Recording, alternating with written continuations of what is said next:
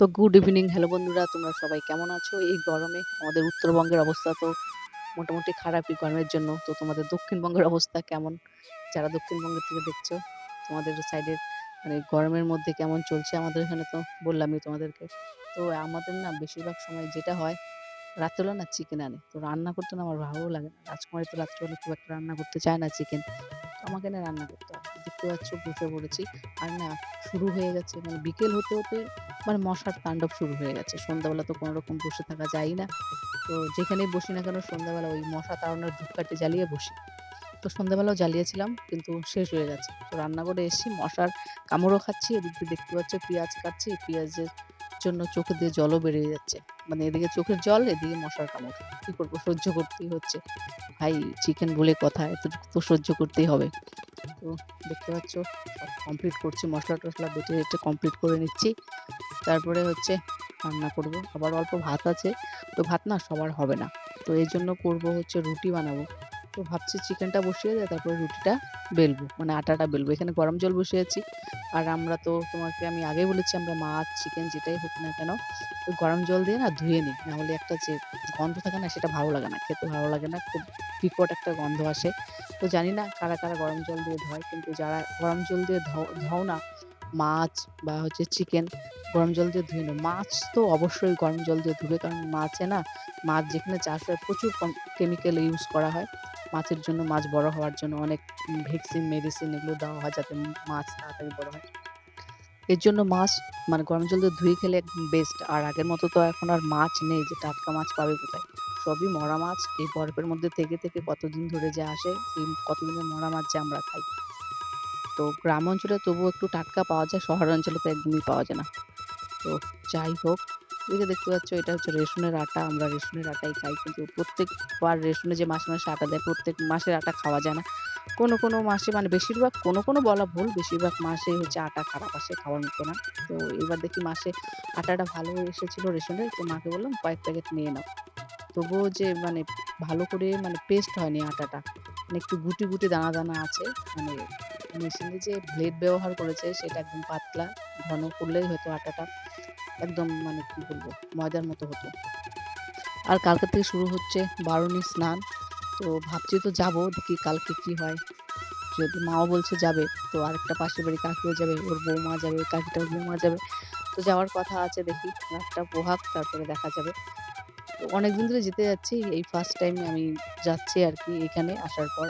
আগে ছোটবেলা গিয়েছিলাম অনেকবার বাবা মার সাথে, কিন্তু এখানে আসার পর একবারও যাওয়া হয়নি। তো কালকে অবশ্যই যাওয়ার ইচ্ছা আছে, দেখা যাক কি হয়।